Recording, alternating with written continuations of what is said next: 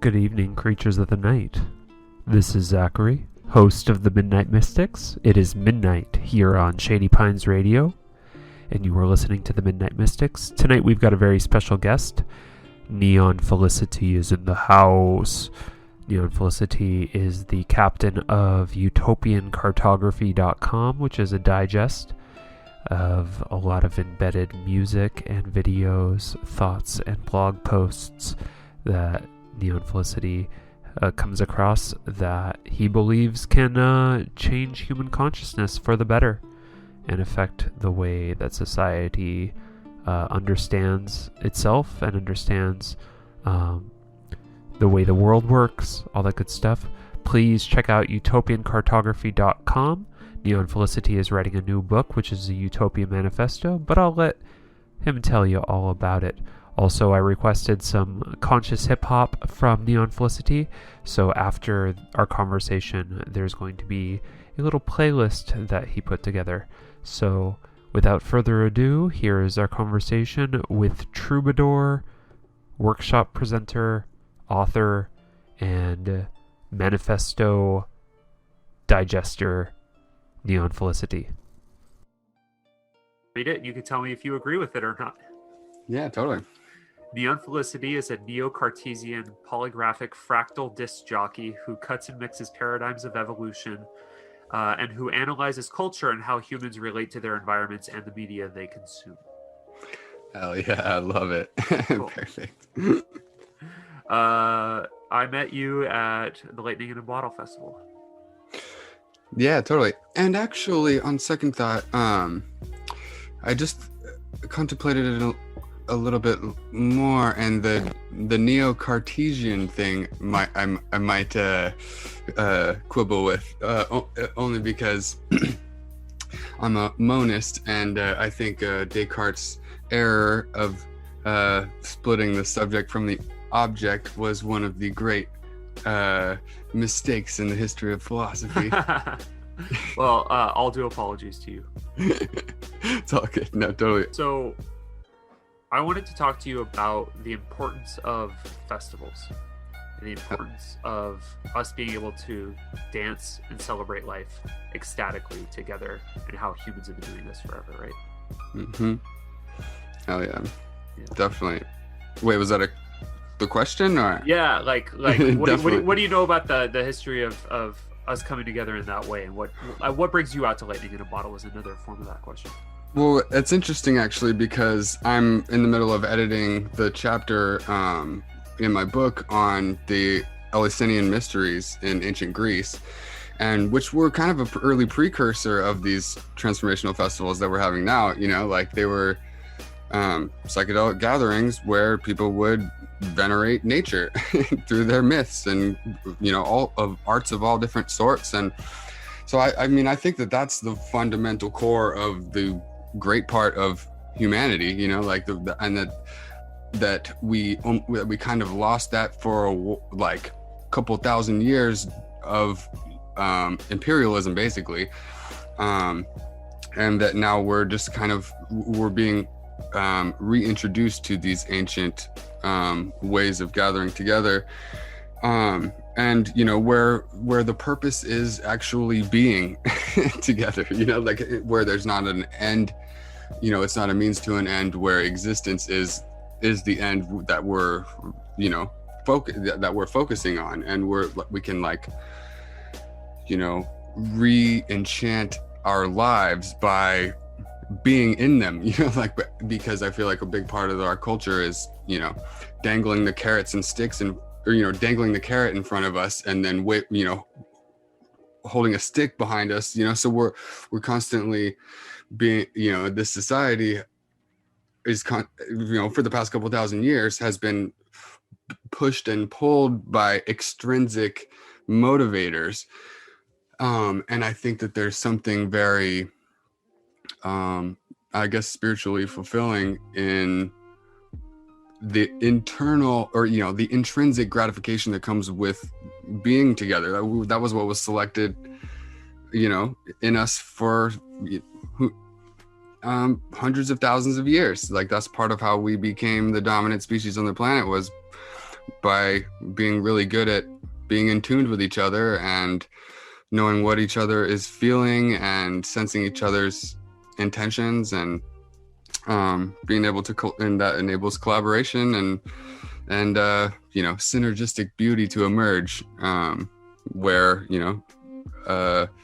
then which is where culture comes from. That's part of I think that's so beautiful about the human mind, is that it's like able to do that in communion with other members of our species. And it's like I love that, like that, I don't know, that artistic collaborative thing that's like transmedial, there's not confined to any, it's like a conglomeration of all the different avenues by which humans have figured out how to express themselves, and absorb each other's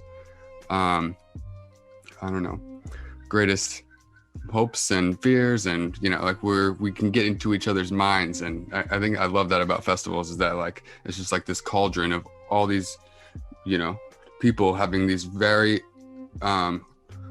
profound experiences in their own right, but then it's like these profound mystical experiences that everyone's having like bleed into each other, and everybody can kind of like feel each other's deepest feelings, I guess. Yeah, totally. I feel like a melding, like an empathic synergy with everybody that I'm at these kinds of gatherings with, and that's what keeps me coming back for more over like the last 7 to 8, 10 years. Totally, same here. Yep. What is the title of your book? Obsolete to Leviathan. I had been keeping it kind of. I forgot that I wasn't sure if I was trying to reveal it publicly yet. Mostly just because I don't know. It's because I love it so much. But yeah, the subtitle is an evolutionary techno-utopian manifesto. So it's a response to the basic framework for governance of civilization that was articulated by Thomas Hobbes in his book Leviathan in 1652, which was a response to the obsolescence of the divine right of kings and the monarchies basing their authority in religious interpretations of an ancient text, so he kind of basically was like, we need to do a secular version of the authoritarian parts of what the church had been able to do, but extracting the doctrinal peculiarities of any particular religion or whatever. And so part of my thesis is that like what happened at that time was a reorienting of our civic structures around commerce, because that was like the lowest common denominator between all the different types of people that were practicing various different types of religions and different sects of Christianity, but the one thing they all had in common was commerce, and so our civilization, and also that was the reason that there was even that revolution in the first place, was because the commercial actors in the civilization were able to grow their power until they ultimately overthrew the church. And so now it's a plutocracy. So it's like rather than the people who could most effectively say that Yahweh put them in charge, now it's the money, the almighty dollar has kind of supplanted the Yahweh as the legitimating factor that our society basically places its sovereignty on. Like the amount of sovereignty you have is based on your bank account under this religion, this theocracy, as I exhaustively indicted as. Me too. I'm with you 100%. I copied and pasted something from your website I wanted to read real quick. says, although each of us is born with a unique set of genetic instructions, we enter the world as a work in progress and await the deft hand of the ambient culture to sculpt the finishing touches. Among the two most important influences on a child are the emotional constellation of his or her immediate family and the configuration of his or her own culture. Trailing a close third is the principal medium with which the child learns to perceive and integrate his or her culture's information. This medium will play a role in determining which neuronal pathways of the child's developing brain will be reinforced. And when I read that, I do think about how social media is like simultaneously evolving to reinforce certain behaviors and certain beliefs. And at the same time, it's changing us, like we're changing it and it's changing us at the same time. And I'm wondering what your thoughts are on social media and how it can be a benefit to us and also how it might be holding us back from progress. Yeah, well, so I see social media as basically, I mean, the two-way communication infrastructure that didn't exist before. I mean, the internet, it's interesting to try to think about whether, so I think of the internet in general as social media, but then I feel like there's another force that is known as social media, which is like the major platforms, which are kind of like the which algorithmically curate our information diets for us. And given the fact that we're living in this like late stage hyper capitalist like dystopia, there are imperatives in the algorithms that are not not necessarily pro-social, like I feel like and it's weird because on the one hand, I as a techno-utopian, I do see this two-way communication infrastructure between members of the population. I do see that as fundamentally enabling a whole new different type of civilization, and I think it's just being hamstrung by the constraints that are necessarily imposed on it by it functioning in the capitalist marketplace. So I think that any billion dollar company has incentives to generally discombobulate the population, especially those who are questioning and dissenting and have a general problem with the system. Like there's the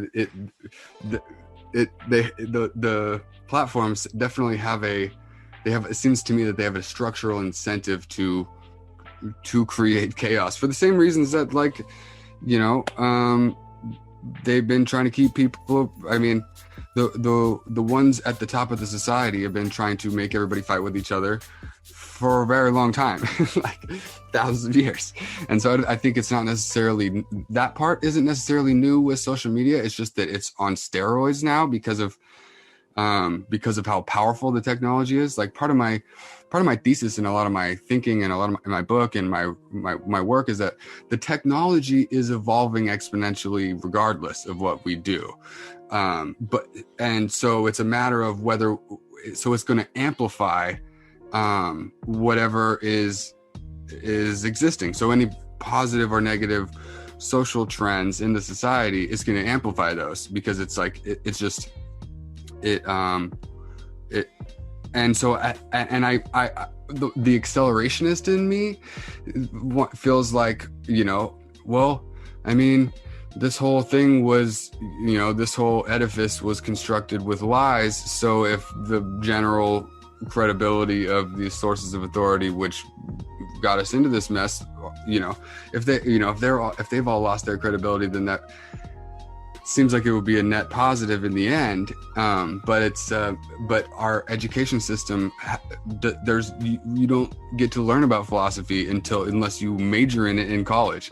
Like it's like they've systematically avoided teaching critical thinking skills in school. So part of I think people are just lost in the wilderness in this information revolution, because there's so much information out there that people literally just don't have the cognitive resources that a good education is there to provide.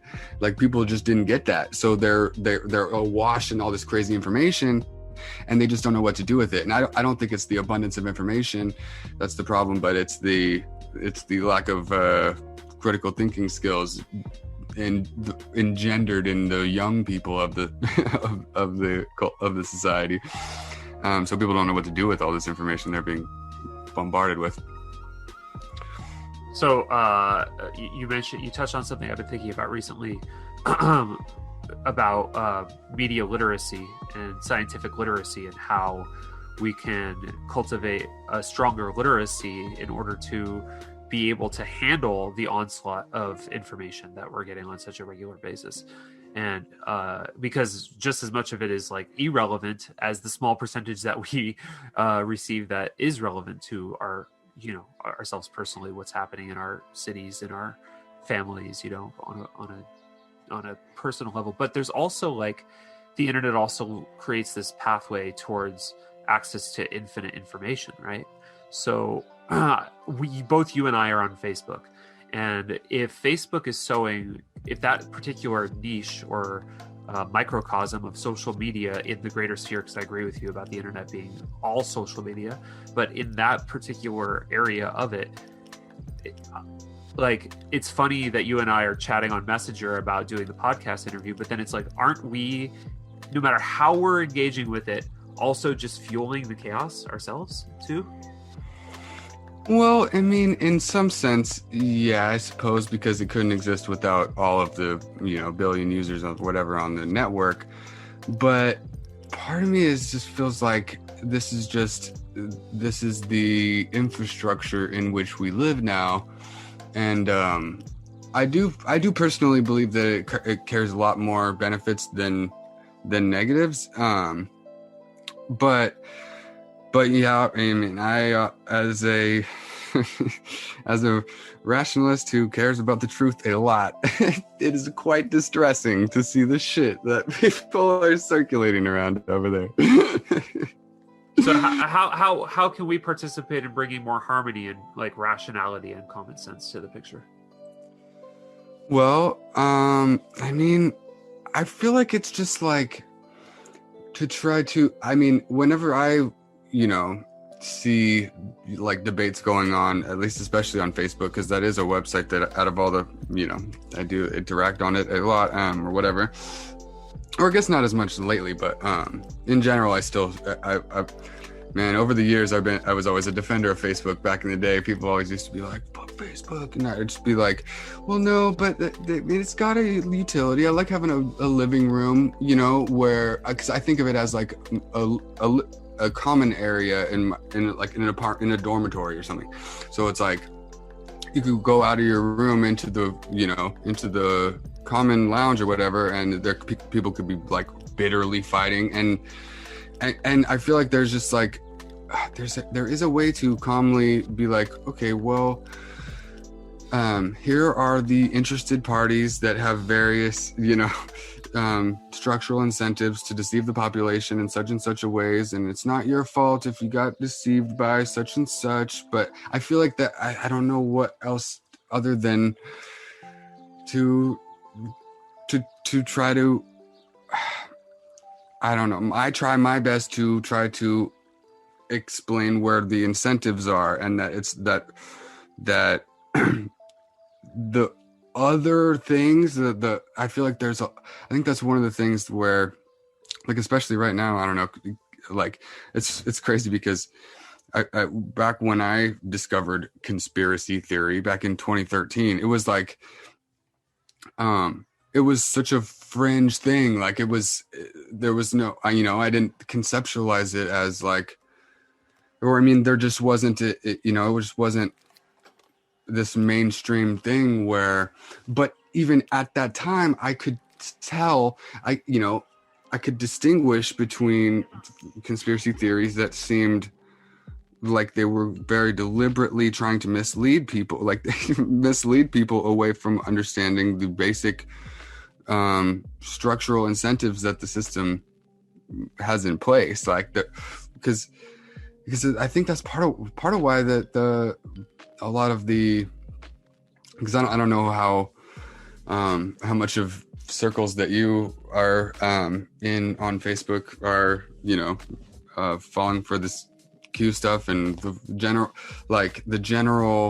rightward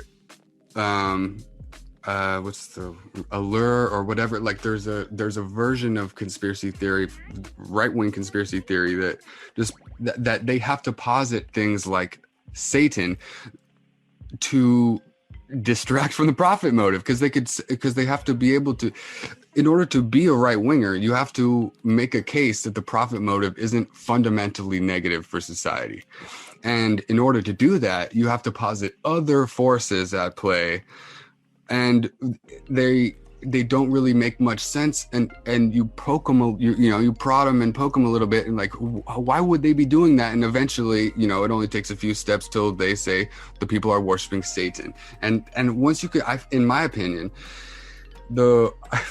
like as soon as somebody starts talking about Satan as like a real guy who's legitimately interfering in human affairs, like I'm just like, I just look at people like, are you serious right now? like I'm very sympathetic to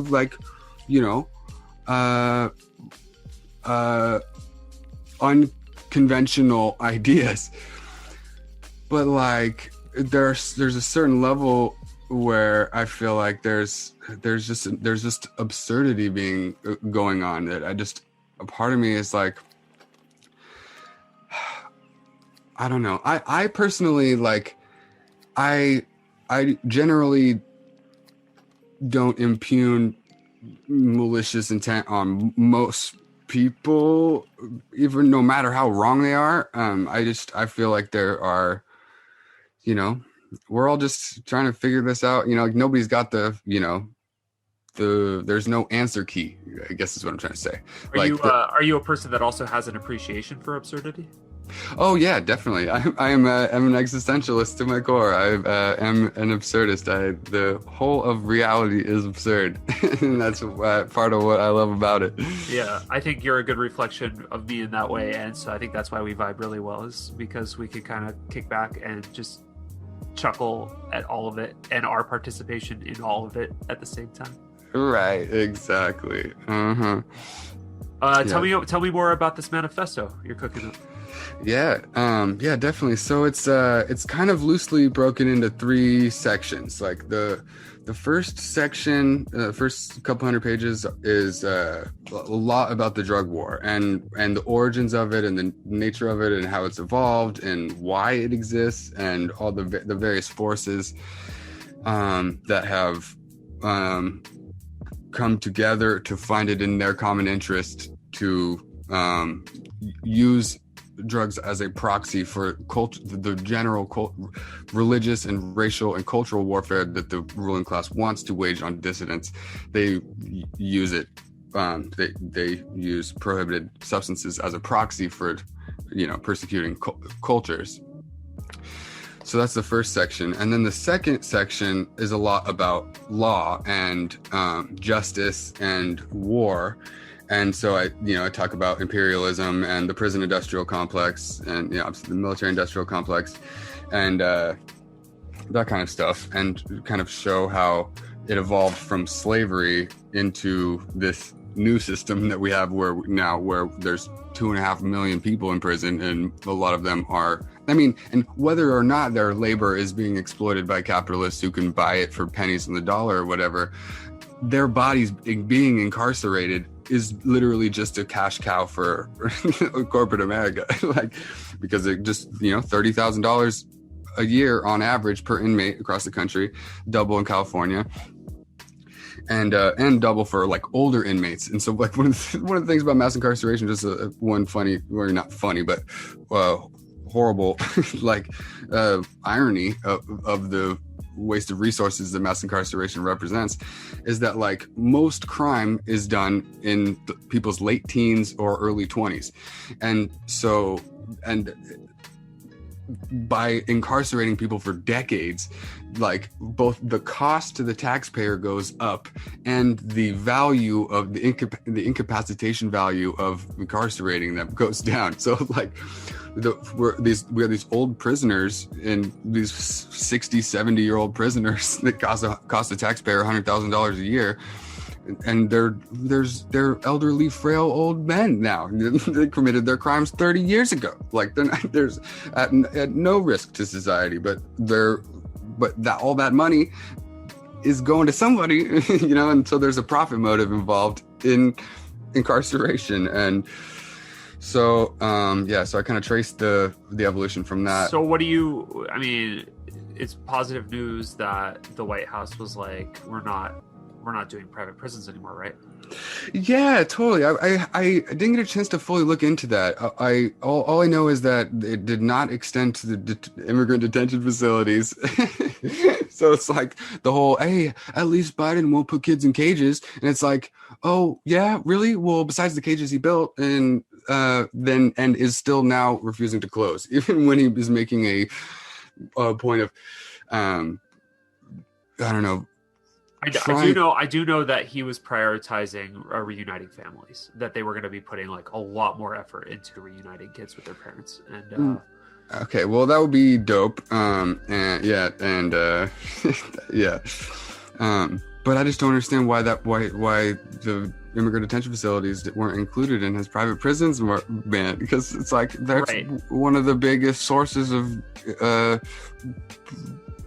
incarceration for profit is in this anti-immigrant shit. Like, yeah, I don't know too much about it myself. I wanted to read something that this guy Anton Igara, you know, Anton Igara, a Revolt Motion. Yeah, Anton Yorga, yeah. He wrote, there is a saturation of patriarchal artists suffering from what I would call a heteronormative alpha male syndrome, which to me is one of the actual forms of mental illness. Contrary to what the toxic corporate Western psychiatric system would have us believe, it clearly degenerates the brain significantly, as well as most of its reasoning processes. It is about time that we recognize that this planet is made up of more women than men, more children than anyone else, and beyond this, so many other genders and non-binary beings. And I was like, damn, like we are slated in this Western sort of Judeo-Christian mentality programming, and it's like it's so much deeper than just like what we've learned and picked up from TV and movies and books and culture since we've been born. That shit, I believe, is like embedded. It's like what's the word, epigenetic. I think it like passes down generation to generation through the DNA. Feels that way. Oh yeah, no, totally, and it's a self-reinforcing kind of thing, like especially because of the fact that literally there were, you know, thousands of years worth of, you know, the barbarians would show up at your village and be like, all right, well, you're gonna you know, acquiesce to this version of the civilization as we say it, or else. Like, and so that happened for for hundreds and hundreds and hundreds of years. And like, because Kalki, Anton, he was raised in a residential school. So he's First Nations. He's First Nations, and was like forced to go to a Catholic boarding school as a child, where they told him he was possessed by the devil because he wrote with his left hand, and like a lot of his life was shaped by like the imposition of Western Christianity, patriarchal Christianity, onto the indigenous, you know, community in the globe. And so yeah, he's a brilliant feminist scholar. I don't know, he's he's a hero of mine. Sweet. I I was talking to my roommate earlier today about how much we miss, meeting up with big groups of people. And she was saying, as things start to come back, it's going to look like a gradual incremental allowance. So at first there will be gatherings with like 100 people, and then 200 people, and then eventually there will be a gathering with 1,000 people allowed in certain areas of the country. And then I was like, oh, like I had never thought of that before, but that makes perfect sense. And then I was like, damn, that fucking sucks. That sucks that we can't jump right back into the fray with like a ton of people. Right. And then she goes, well, that just creates more opportunities for micro festivals to pop off. Right. Totally. That's a great point. So I'm excited for the future. Actually, I'm a quintessential optimist. I'm like hardcore dedicated to it. I can't help it. I think that it's more fun to live life seeing how things are evolving and progressing in good and beautiful directions than to like, I don't know. I feel like there's already so many cynics out there that I have to kind of create a contrast to. Oh, yeah, believe me, I definitely am on that too. I would definitely agree. I very deliberately try to be a utopian, because if I didn't, I definitely I definitely do have some doomer tendencies, but I feel like I do also, see how it could work out. But it's just, and part of my thinking and I feel like the timing is quite fortuitous about with publishing this book now, is because I feel like Joe Biden, and Kamala Harris to some extent too, I feel like they have,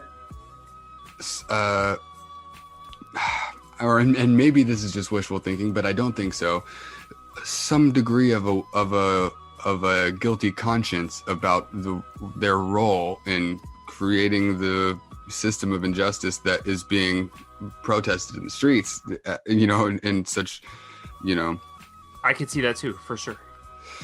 Yeah, and it's like, because like everybody's always, saying to Joe Biden, like, oh, what did you do with your 48 years or whatever? And it's like, and the Republicans would say that, and I would, and I would always be like, well, what are you complaining about? He did the Republican agenda. Like, that's what he was very accomplished, actually. But so part of me now is like, well, okay, hopefully these people realize what they have done, like especially Kamala Harris, because she's looking at, like, she wants to be president in 2024, and she's got, she's got to know, I mean, especially given how badly she was, laughed out of the primary in like the first few months, that, the public is not down for what she did with her career to get herself into the Senate. Like, and so I think that she, in order to, try to, for her own, in her own self-interest, for her own career, to try to rectify some of the damage that was done, because like that was what Kamala Harris, when she became AG, of California, her priority was cracking down even harder on first-time nonviolent drug offenders. Like, that was her priority.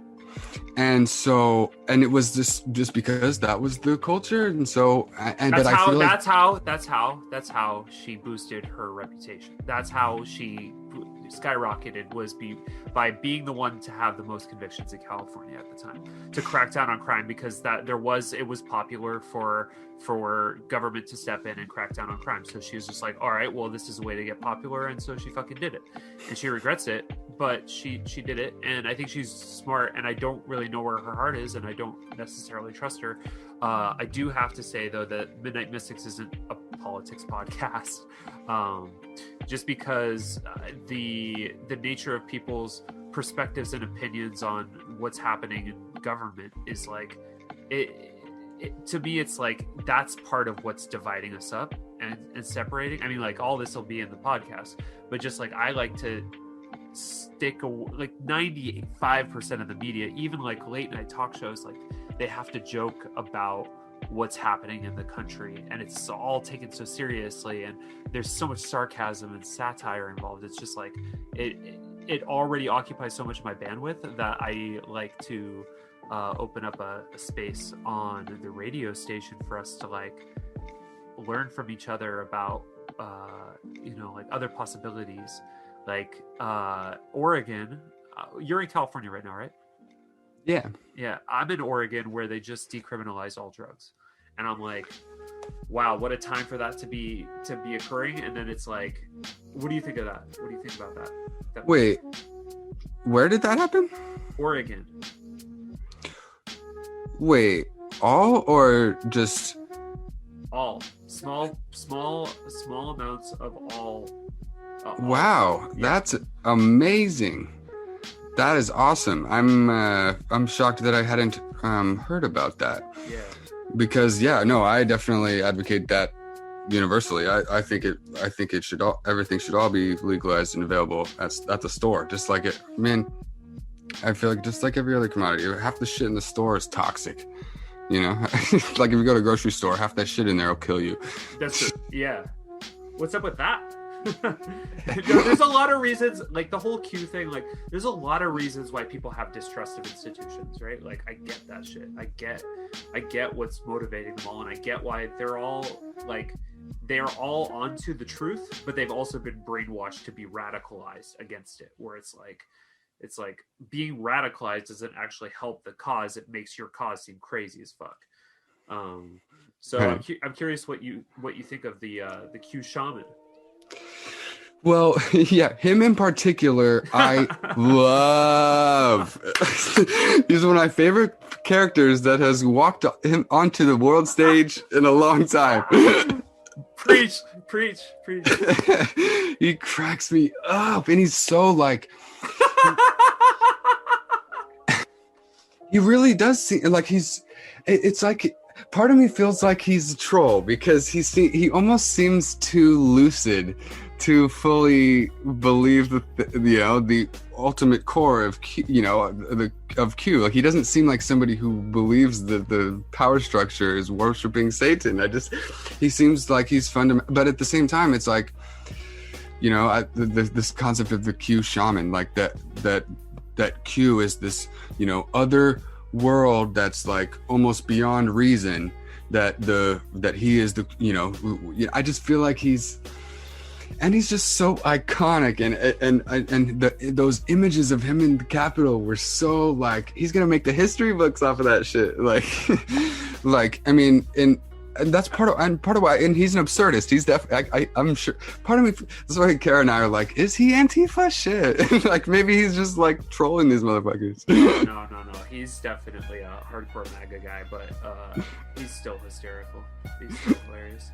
But it's like, I mean, he does that to everybody when he walks around with a big sign that says Q sent me. I mean, there's no like parsing it at that point. That he wants that association, so it's his. Right, totally. He owns that. But I hear what you're saying too about like this whole othering that's taking place, where it's like, okay, well, all of these people that are in this big group together, they're all monsters, basically. And it's like, no, these are actually, none of them are monsters. Right. Everybody's just a human being that's trying to make sense of the world through their own lens. But then it's like, you're all wearing the same clothes. You guys are falling victim to propaganda. Like, that's pretty obvious, too. Right. But somehow they're very much unaware of that. That's part of the, I think that's part of the allure. I mean, that's part of the allure is that it's like, oh no, the rest of the population is deceived and you've got the truth. And then it gets people up on their high horse and shit, like they know everything. I mean, and that's why I go back to the failure of the education system to teach philosophy, because part of the reason you the takeaway from the study of philosophy is that you don't know shit. You can't. And the knowledge does not exist. And so these claims to ultimate knowledge are like, if you're like with some level of philosophical acumen, you could be like, wait, but are you serious? I definitely don't think they just, I've been talking about the problematic implications of the religious impulse for most of my life, and then this is a perfect manifestation of that. Like the willingness to believe in a rapture and a plan, and that we're all going to be saved by some great man who is I don't know. Do you identify as an anarchist? Yeah, it's with an asterisk. Okay, what's the asterisk? Well, that my anarchism is a long-term trajectory type of thing. Like I see anarchism as only really, like I feel like we have a long ways to get to a situation where utopian anarchism. Right. Well, my belief is that anarchism is fundamentally utopian, and not in a and my use of the term utopian is much more positive than people usually use that term. My concept of my definition of utopia is like the horizon, the far future goal that we should be trying to work towards. And fundamentally, there not being people not having to be governed definitely seems like an ideal, but part of me feels like AI is so close to a hard boot, or a hard takeoff, that I just feel like I feel like at some point in the next decade or two, which is a lot shorter of an amount of time than it would take to achieve a classless, stateless society, I think AI is going to become so much more intelligent and powerful than any human or group of humans in the world, and it will then determine the nature of the laws that govern our existence. Is that a good thing? Is there good in that? Yes, I definitely fundamentally think so. I think it is a positive, because I think that an AI overlord would be free from some of the more malicious evolutionary baggage that alpha primates carry along. Like there's something about power that attracts a certain type of human, and I think that's part of how we've gotten to our civilization's gotten to the point where it's at, is because power is inherently corrupting, and so everybody that gets power becomes corrupt over the course of it. I shouldn't say everybody, most. It's a tendency, I should say.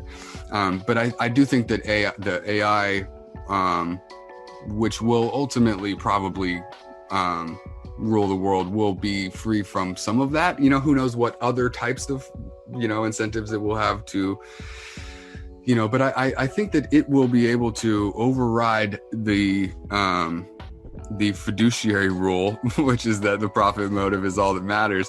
I think that the AI will be able to be like, no, we have ecological prime directives to to prevent any one species from destroying the entire habitat in which all the species live. And so I am hopeful for that, because I think that we've tried, little humans have tried to rise up, again and again, and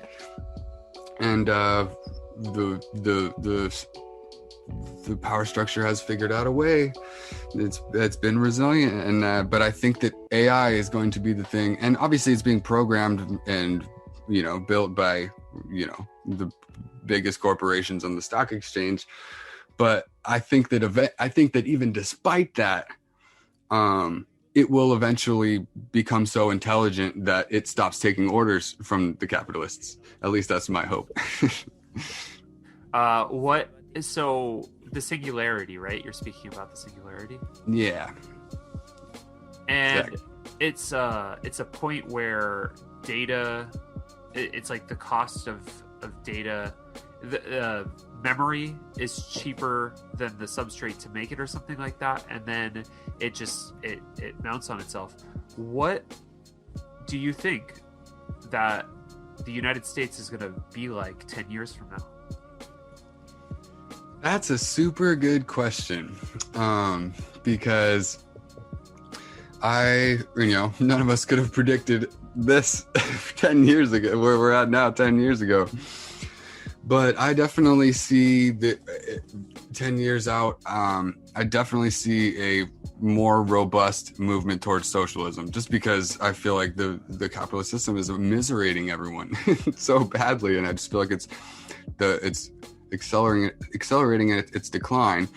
And I don't know if there's a successor to Bernie coming along with this. There's the left has a succession problem, is what people refer to it as.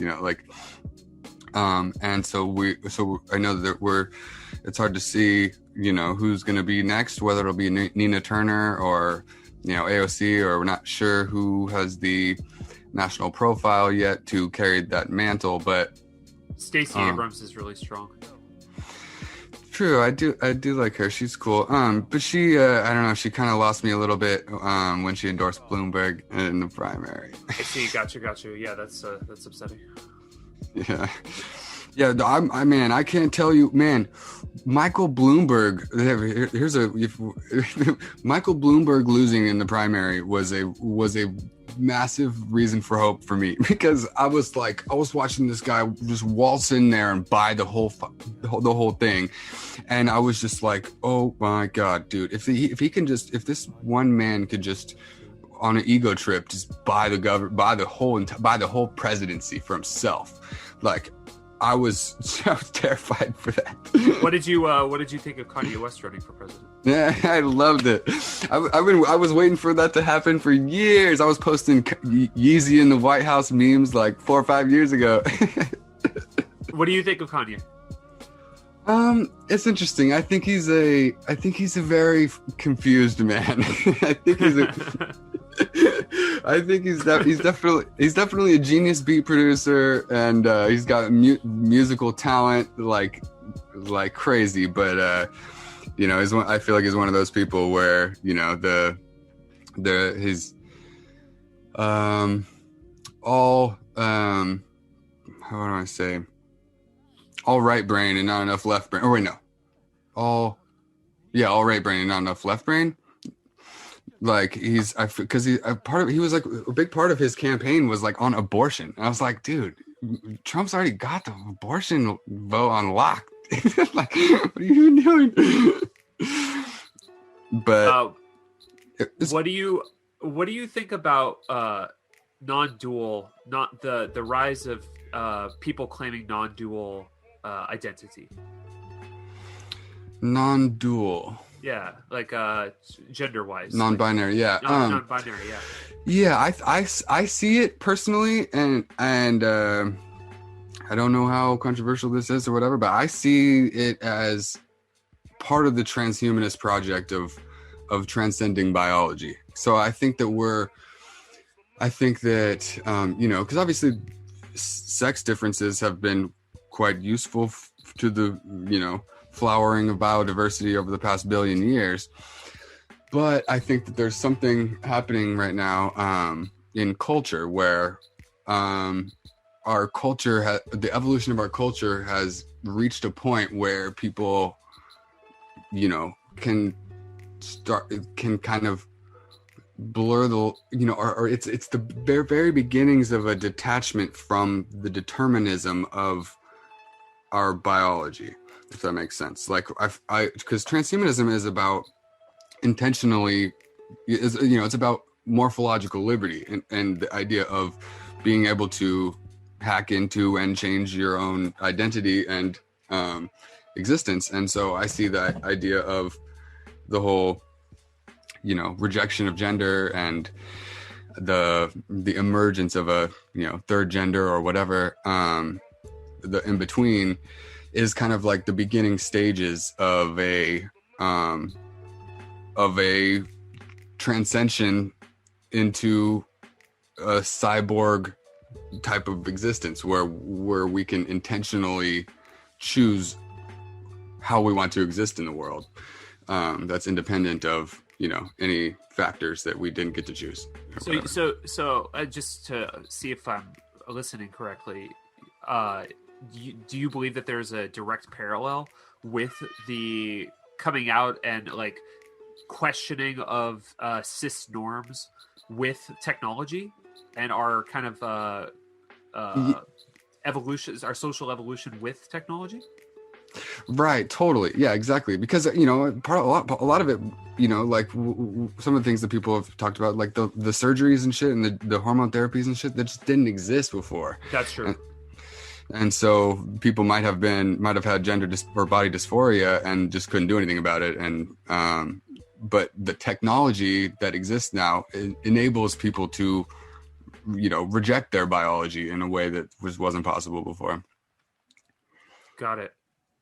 Do you think that utopia or the transhumanism is sort of trans-deterministic, or do you think that it's still part of the determinism train? Let's see. That's an interesting question. Well, I would say that I do think it's determined in that. I'm a determinist, so I think that everything that has happened and will happen, was, already kind of set in the Big Bang, that things would work out like this, and so part of me is just like I feel like it's all just a ride. We're all just it's unfolding, and it's gonna happen however it's gonna happen, and we can. And that involves agency. There's agency in, individuals that, all the 10 billion people or whatever.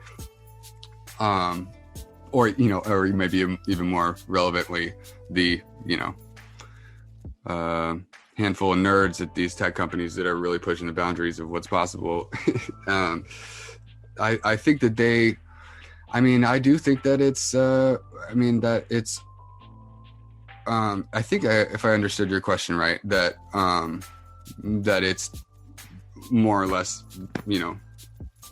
determined, I guess. But that's I don't know. It's hard because I guess I was wondering if you were asking if it was if AI will have free will in a way, or is that what was? Sorry, I'm not sure if I fully understood the question. No, I wasn't asking about the free will of AI, although that is an interesting thing to talk about. I was asking if like the sort of school of thought that most determinists adopt is that like things are put on a trajectory of like, it's like the domino effect. It's like one domino tips, the next domino tips, and so everything is a matter of cause and effect. But then, like, does determinism necessarily take into account the culmination of all human intelligence being able to work with each other, and then like max out what's possible? Because we are becoming, with the birth of AI, we are becoming kind of like gods in a sense. If what you're saying is true, and actual consciousness. I think it's more a question of consciousness and what the hell is consciousness than whether or not AI will have free will, because the two are like integral to each other, right? Right. So yeah, definitely, and that is definitely still an open question, and yeah. I do believe that they will have consciousness. It's hard to say, because we don't understand how it works in humans yet. So, and they fucking pants. Oh, sorry about cursing. I'll try to. We encourage as much fucking cursing as possible. All right, cool. That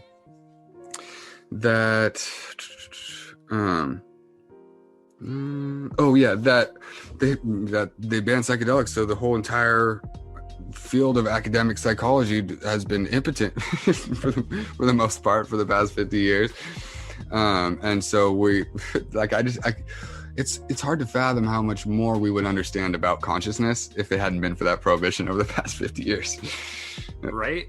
Science might have solved it by now. Well, it's like if you subscribe to the stoned ape theory, I don't know if you do or not. I do. Yeah, definitely. It's like, well, access was always an issue with our ancestors, but now access is not really an issue anymore. So what the hell are we doing to ourselves, and what the hell are we doing to our offspring, you know, the next 7th generation? What's, you know, we ask, what is life going to be like in this country 10 years from now? What the fuck is life going to be like for our great grandchildren? You know, are all of our prognostications about the climate and the doomsday scenarios, is that really going to come to pass? Or can we look back, like, and I don't really have a question here for you, Neonn, but like, we can look back 300 years and we could say that, like, doomsday naysayers and doomsday apocalyptic alarmists have existed for time immemorial. Right. In fact, the one thing that, like, unfortunate about Q is that they put timelines on things. It's like, if you didn't put out dates, which you need to do in order to, like, to sell confidence, right? You have to be like, all right, well, this is going to happen this day. And it's like, well, but this next thing is going to be bigger, and it just matters. It's like, but you know, well, Christianity's been keeping that going for 2,000 years. I know, and like Mormonism and stuff like that. It's but people are, God's coming back tomorrow. We are all learning about human susceptibility to deception, right? Right, totally. And a little plug on that note to the audience: everybody should read Carl Sagan's book, "Science as a Candle in the Dark," "A Demon-Haunted World: Science as a Candle in the Dark." It's a brilliant book. Why? Because it shows how we fundamentally have a tendency towards irrationality, and that. So he basically says that, like, science is our candle in the dark, and we have this tendency towards, you know, believing all kinds of things that aren't fundamentally rational. And so I think that's part of why the rejection of science, as you know, is so problematic, is because we're lost. We're in the he paints a picture in that book where he says basically that we could lose the, like, if we don't focus on education and science, then we could lose all of the things that it brought us over the past few hundred years. We could totally go back into a new dark ages if people don't fundamentally believe in science. And so I feel like when I was writing I have a chapter in here on science, and I open it with a fact that was devastating when I learned it, that only 33% of adult Americans believe in evolution by natural selection. 33%. And so I feel like it's hard to even wrap my head around how this society is making people go through a decade of formal education and they still don't believe in evolution, the greatest idea, the most important idea that science ever produced. And so I think it's just because of a fundamental disbelief in the scientific method and empiricism and the knowability of the world. And so, yeah, I see that as very important. I feel like science is undervalued. I don't know. Yeah, it's tough. It's a toughie with the whole fake news thing, because a lot of people would consider themselves to be brilliant scientists, but they really can't tell the difference between something that they're looking on a screen and whether or not that correlates with what's happening, you know, on Earth. Right. It's pretty fascinating stuff. Well, I mean, there's people that forgot that have managed to be convinced that the world is not a sphere.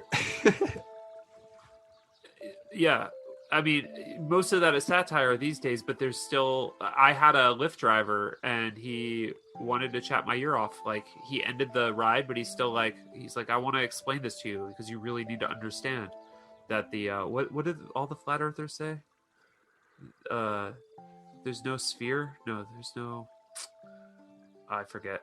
There's been so many good flat earth raps though. What's your ideal situation in society at the end of this year? 2021. What is 2021 prospectively, objectively, and fantastically for you? Well, you mean on a societal level? On a societal level, and also your place in it. What would you like to Yeah, see happen? yeah, definitely. Well, I mean, I would like to see a more vibrant, I guess, media ecosystem on the left, because that's part of, I think, why this primary was close enough for to for them to consolidate around Biden at the very last minute and get it or whatever. Like, if objectively speaking, we should, if we had if there was a bigger media presence on the left than just like the handful of shows, like, because there's a dozen or so shows that I watched that are on the left, but I feel like it just wasn't enough to overpower the mainstream media. And even despite it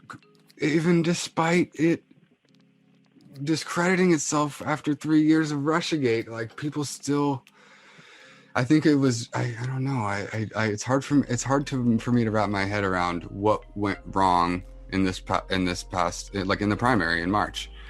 Like, Super Tuesday was, I don't know, it's hard to, I was a little bit disheartened, but I do see that I do see a growing media ecosystem on the left. Like, after 2016, there, like, a lot of the shows that I watch were started in 2016 in response to the shitty mainstream media coverage of the primary. And so I think, and it happened again this year, there was a whole bunch of new shows that launched in 2020, and so they're obviously not popular enough to have a significant impact yet or whatever, but like, hopefully by the time the next election cycles roll around, there's more of a media ecosystem on the left to support uncorrupted progressive candidates. Don't underestimate YouTube. YouTube people have a big reach out there to Right.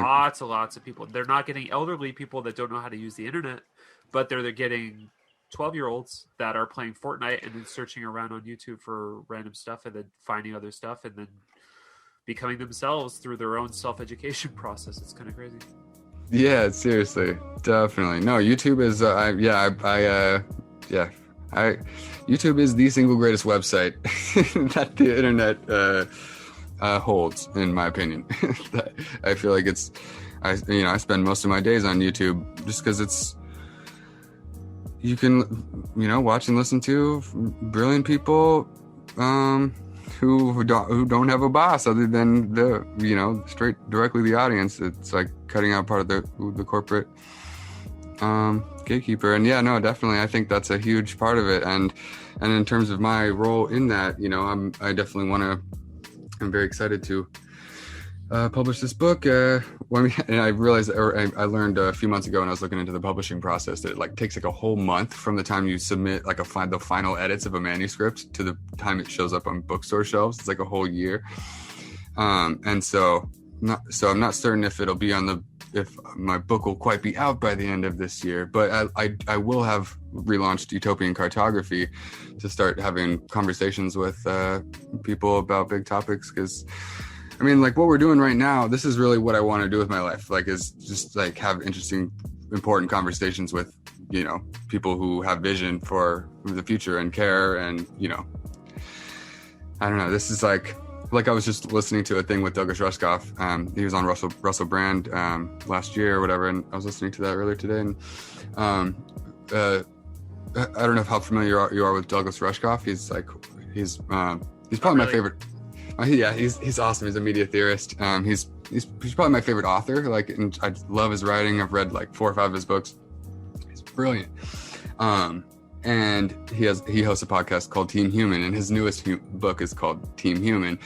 And at one point in this interview, he was like, I'm not here doing this to promote, and don't tell my publicist, but I'm not here having this conversation to promote the book. I'm here having this conversation to be here having this conversation.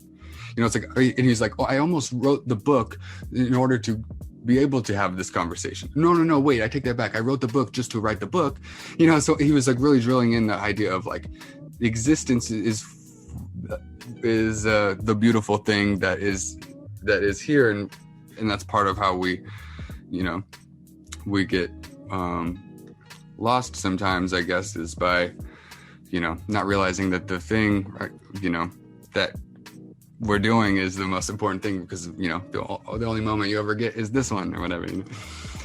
Well, you had Ram Dass, and then you had Eckhart Tolle, and Ram Dass didn't get to go on Oprah too many times, but it's true. It's like, I do these podcasts, I do 3 radio shows a week because it's fun to hang out with you. Totally.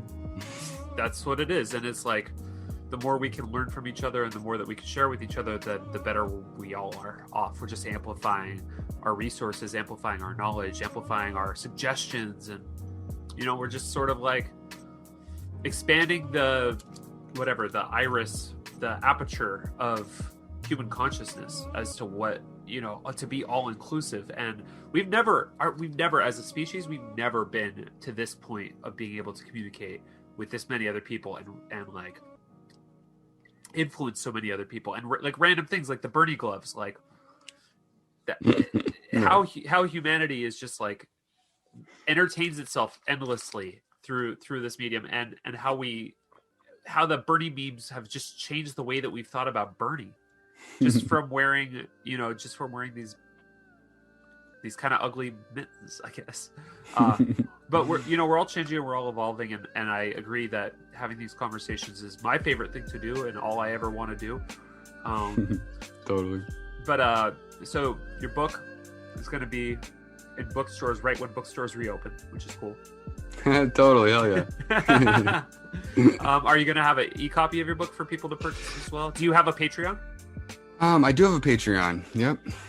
Utopian Cartography.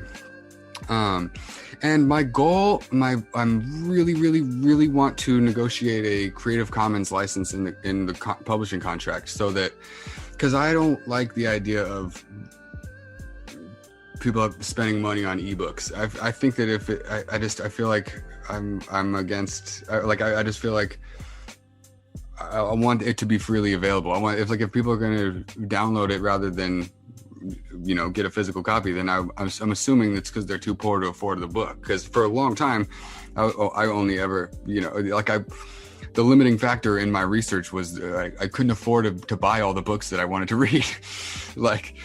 And so I want it to be available. I want a PDF to be available. So, but we'll see how that goes. I don't know. I never negotiated a publishing contract before, so I will try my hardest to make a free version be available. Cool. Well, I appreciate that as somebody that doesn't have a lot of money right now.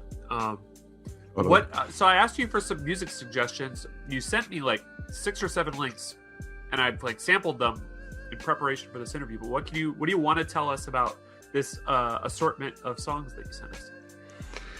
Yeah, let's see. Well, the first one was the Antony of Egypt song, which is let's see.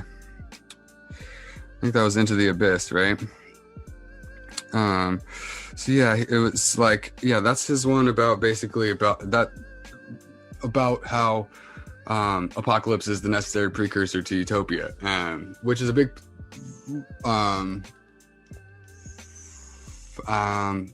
philosophy in my work, because I think people have to. There's no way around confronting the ills of the society if we want to truly improve it. You think the system has to come down before we can build a new one? Well, not. Hopefully not. I mean, that's the question. I was hoping that wasn't the case, and I thought that they would let us have Bernie Sanders. But the fact that they refused to let us have Bernie Sanders, I don't know. But Bernie Sanders is the chairman of the Senate's budget. Yeah, that's dope. I'm real curious what he's going to be able to do with that. Well, he has chosen to do that instead of be the senator from Vermont. So I think he'll probably have more influence in that position. So there's only one of those. allocation of the federal budget. Seems good. Totally. Yeah, definitely. I mean, and that was the big thing. Like during the primary, everybody was always like, "How are you going to pay for Medicare for all?" And you know, what, you're not going to get rid of the filibuster. And he was always like, "No, we're going to keep the filibuster. We're just going to do it through reconciliation." Yeah. It's like the guy's. I feel like he's been there for long enough to like know the tricks of how to get things done, without significant, I think his mentorship towards AOC is going to pay out huge for all of us in the long run. I think she's going to be president. I'm not sure when. Maybe 2032.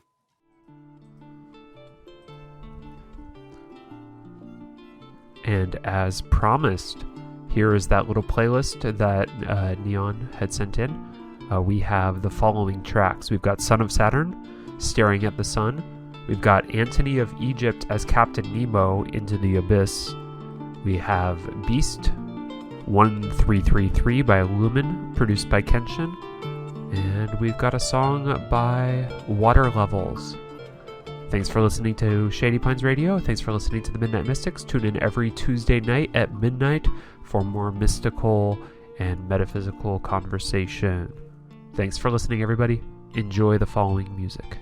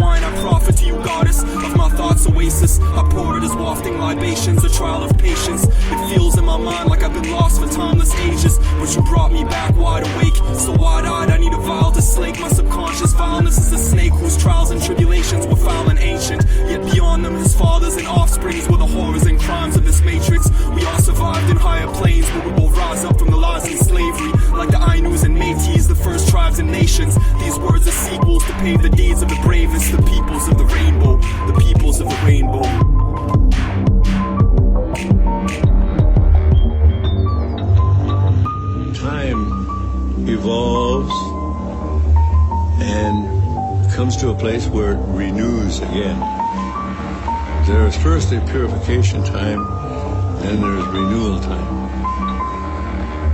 We are getting very close to this time now.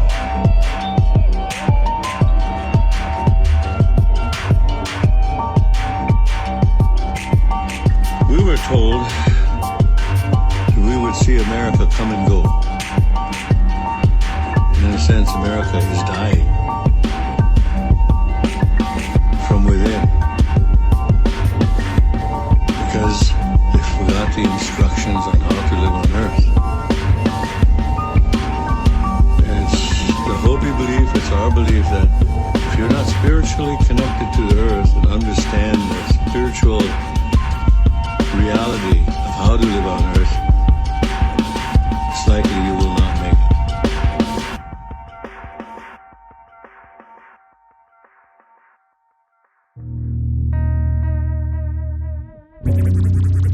Real, recognize real.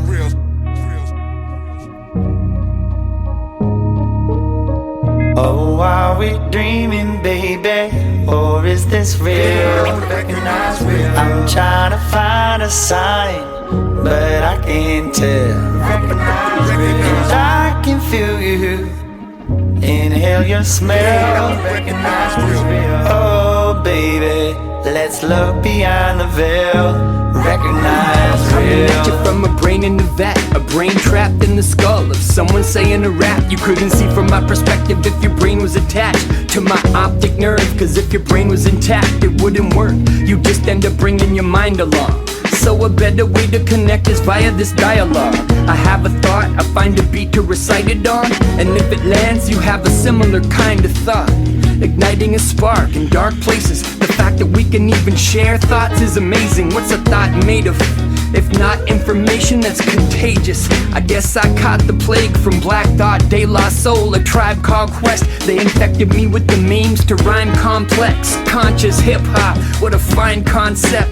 But I'm trying to discover how I'm conscious, how I can say a line with the line on deck. Memorize rhymes and improvise content. How can I invent? Practice makes perfect? Okay, but what's popping up in the brain circuits? Oh, are we dreaming, baby? Or is this real? I'm trying to find a sign, but I can't tell. And I can feel you. Inhale your smell. Oh, baby, let's look beyond the veil. Recognize real. A brain is a pattern finder. How much design work can you find in a rhyme verse? To make a rhyme, first you need a rhymer. An organism with no intelligent designer. From Aristotle to Thomas Aquinas, people thought if you want to design, you need a mind first, but it's kind of the reverse. A mind is a product of a mindless process that builds it from the bottom up. Physical stuff, pushing physical stuff. A perspective from a quintessence of dust. It was a blind watchmaker that perfected us. It took 1 billion years to make a brain and connect it up. 80 billion neurons in a network, each with 7,000 synaptic connectors. A minimum of 50 trillion intersections. Such a pretty materialistic picture. Real, recognize real. Yes, we have a soul, but it's made of lots of tiny robots. Real, recognize real.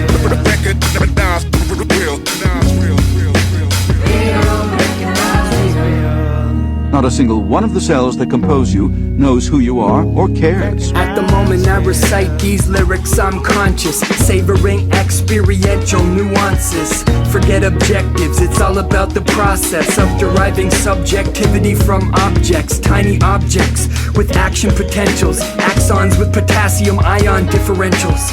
Thinking people tend to think that thinking is mental, but thinking is physical too. It's the blinking of signals, so enter the present moment and really notice it. How hot or cold is it? The details are so vivid, it's encoded in your cells. In a coalition, that's what your soul's composed of if it's no fiction. Pay attention for a second or more, that's enlightenment. Like opening refrigerator doors, check and check again in there. It's like it's never dark, but when you ain't checking, tell me who's really in charge. Forget the mysticism, look for the mechanism that differentiates oblivion from recognition. Either stay trapped in subjective intuitions or take the escape hatch, the scientific method. Oh, are we dreaming, baby? Or is this real? I'm trying to find a sign, but I can't tell. And I can feel you. Inhale your smell. Oh, baby, let's look beyond the veil. multi-trillion robot team is gathered together in a breathtakingly efficient regime that has no dictator but manages to keep itself organized to repel outsiders and serve as the headquarters of one conscious self, one mind.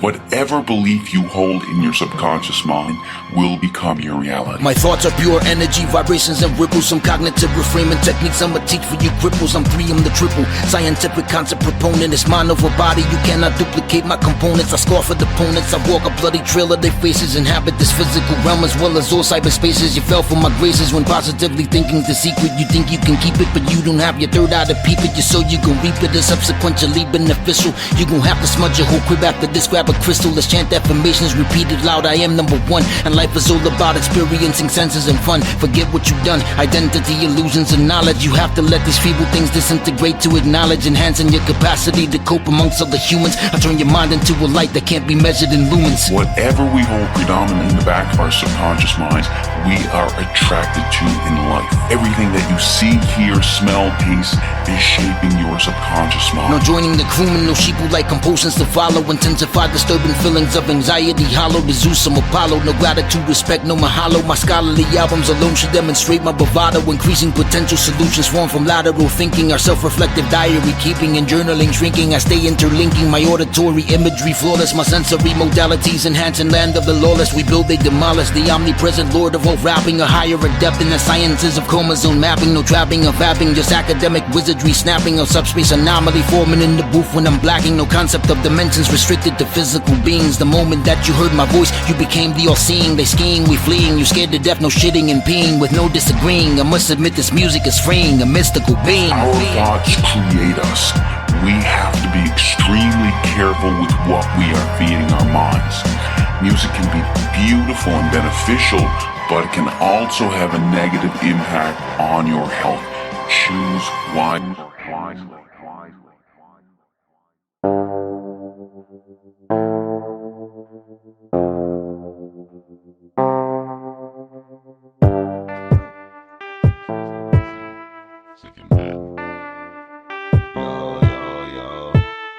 You got a lot of potential. We go to the top, but the downpour torrential. When it rains, it'll pour, but when it's gone, you pray for a droplet. The world is yours, that's why they call me the source, yeah. We are one is the concept in a beautiful landscape. Terror too heavy, weight on my shoulder blades. As I get older, I know that I may need a back brace. Empty the ashtray, I'm smoking this shit to the butt. Like there might not be another day to puff that. Know that we keep it a buck, we keep it a buck. Deer in the headlights, high beams, wonder what that's like. I'm with the people I started with, always a part of this quiet is kept right. Whatever, I'm turning it loud. Nobody wanna be normal, never conform to a crowd. We cooking it up like a chef, right? Making music got me living a set life. Only thing that gets my head right. Smoking a blunt in the dead of night. I said I'm all in my lonesome. Speak from a wholesome spot. Hard as a beat and I wait for the drop. Keep it authentic, we rapping on pop beats. Wait for the leak, patching it up for the week. Hype the release, on it with resource. Sit in the basement with these interfaces that we feed chords. Beat after beat, but we need more. Leave what I write as my legacy, helping me breathe more. Smoking out on the porch, go back and record. Record the rain as it's falling. It's all the leaves, then it's stalling. Potential energy is building to kinetic. I promise a response from the source if you let it. You got a lot of potential. We go to the top, but the downpour torrential. When it rains, it'll pour, but when it's gone, you pray for a droplet. The world is yours, that's why they call me the source, yeah. We are one is the concept in a beautiful landscape. Terror too heavy, weight on my shoulder blades. As I get older, I know that I may need a back brace. Empty the ashtray, I'm smoking this shit to the butt. Like there might not be another day to puff that. Know that we keep it a buck, we keep it a buck. The worth of $1 is plummeting, but your value's going up. People are constantly hunting for something to feel like they're enough. If you're hurting and your life is feeling like it's getting rough, just be certain your potential is just waiting to erupt. Might be hurt, but you're not broken. Like a flower before it opens. We're a raindrop and life's in ocean. We just float and we harbor all the problems problems and carry every boat. Society's like a melody, burying every note. Sing loud till your ears hurt and your lungs snap. Be proud you're a free soul in a rugrat. Don't let anyone else ever touch that. Go get energy help and you can bust back better than we could have guessed. I bet, keep it 100 no less. Life is a mess, we don't invest in that. Releasing all your stress. A really drunken human being for a little bit then. He says, kind of slurred, I've got good news. And he completely changed, became a lucid, non-drunk person. And he said, there will be no nuclear war. The good news is no nuclear war, and the bad news is now we have to learn how to construct society.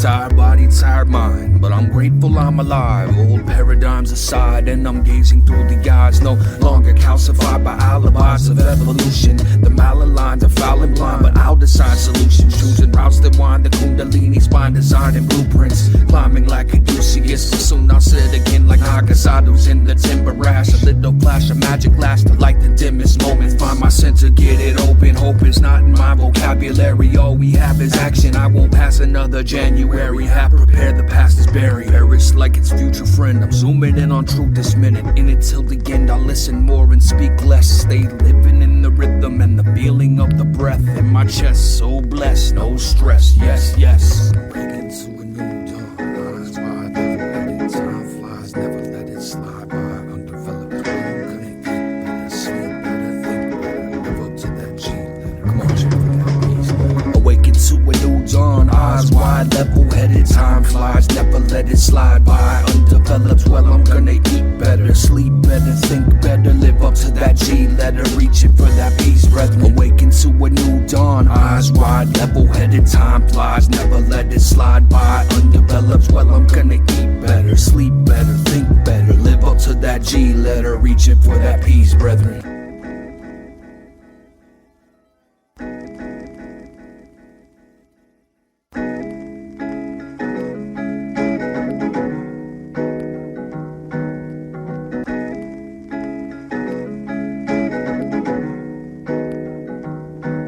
When I say salam, it's genuine, not just a salutation. There's some movement in my pen again. I found some inspiration, tapped the fountain of creation. Just as patience faded away, I'm able to say I kept the flame ablaze and turned the tables today. Same as it never was, my spirit now raised above, with rage and replaced with love. It seems like it was yesterday when everything was fucked. My conscience in a bottle like the barrel of a gun. And I'm staring at the sun, and I'm staring at my son, carefully preparing all the areas I crushed. I'm burying a bunker under chariots of trust. It's awareness in the brush as I touch the soil's rhythm. Dancing pointillism, forming prisms in the mud. Deliver us from suffering, we're summoned from above. Below it's all a circle, fertile spiraling samsara. No exit for the open-handed peasant bodhisattva. Awaken to a new dawn, eyes wide, never-ending time flies, never let it slide by. Undeveloped, I'm gonna eat better, sleep better, think better, live up to that G.